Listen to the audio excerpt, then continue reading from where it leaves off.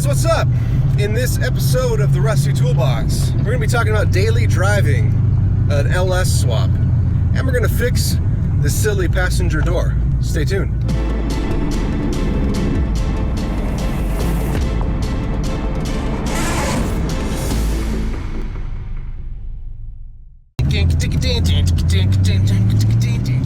So one question I've been asked quite a bit is, what's it like to daily drive a car with an LS swap, or a swapped car, really? And first of all, I'll let you know, it's great. I love it. It might not be for everybody. In fact, I know it's not for everybody. It really depends also on the car that you swap the LS into. Mine was a 99 BMW hatchback. If it had been something more luxurious or fancy, then obviously it would have been more comfortable. But what I wanted was to put a lot of power into this small, racy little chassis. And I love the hatchback design. So, first of all, it's great.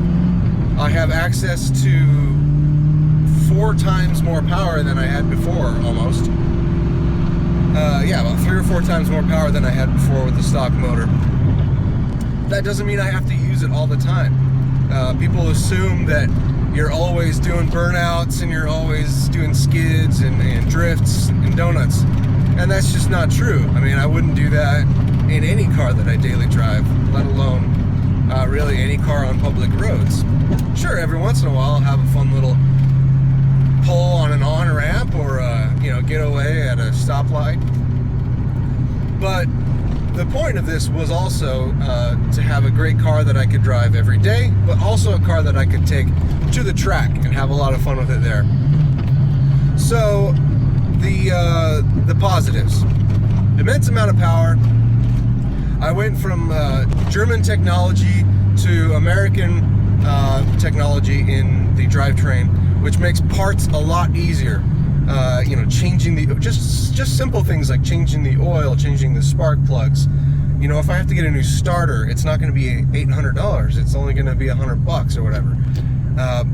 Parts are readily available for this motor at any junkyard and at any parts store. So that makes it a lot easier.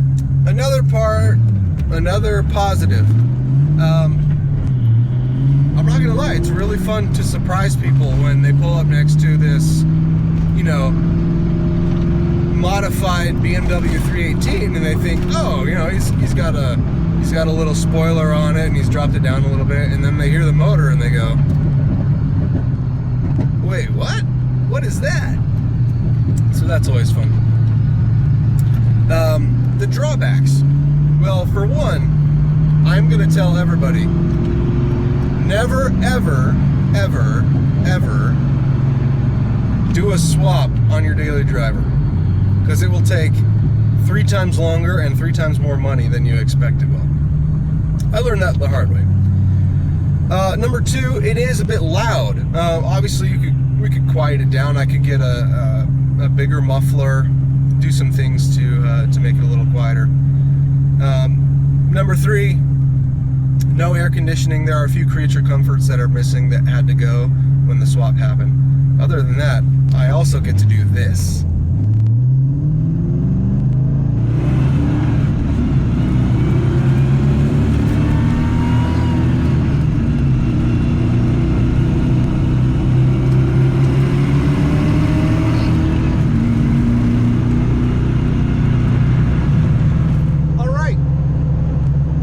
Driving an LS swap.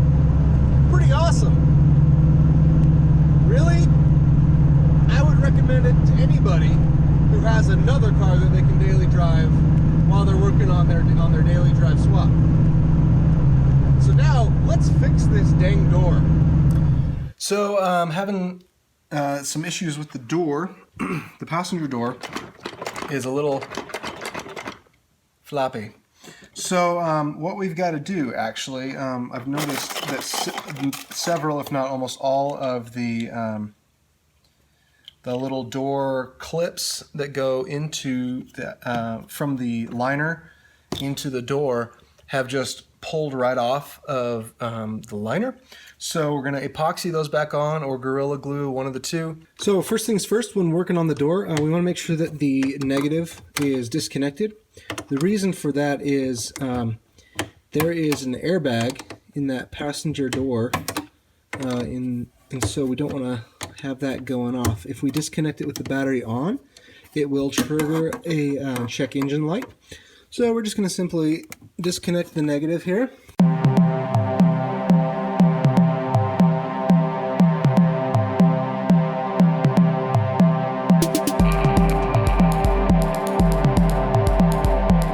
So as you can see now with the door panel off, you can see all of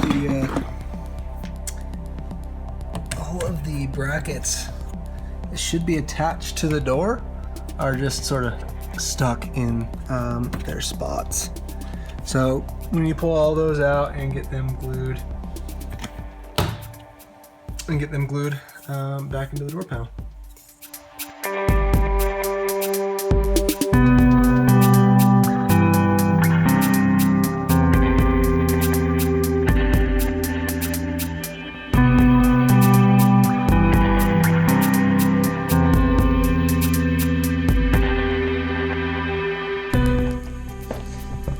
So the nice part about these is that they are actually all numbered, and they've left the small imprint in the old glue. You can kind of see there's like a little 10 there, a little number 10, and there's a little number 10. So that's pretty cool. That helps out a lot. I'm using Gorilla Glue here, mostly because I really like Gorilla Glue. I think it works pretty darn well. It expands slightly, so it's going to give us a nice, it's going to fill in kind of some of those gaps and stuff, so that's pretty good. Alright, that part's all done. Not too bad at all.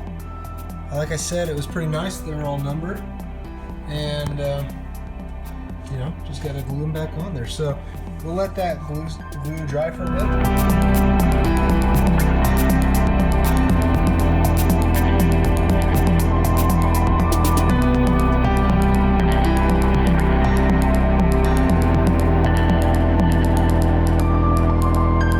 I've got some clamps on here holding it tight to the door, so hopefully it dries up and works out. We'll see how it works in the morning.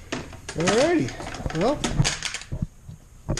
it's not quite as tight as I was hoping it'd be, but let's close the door.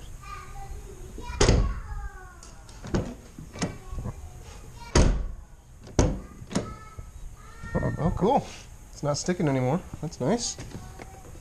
Door handle seems fairly tight, so I count that as a fix.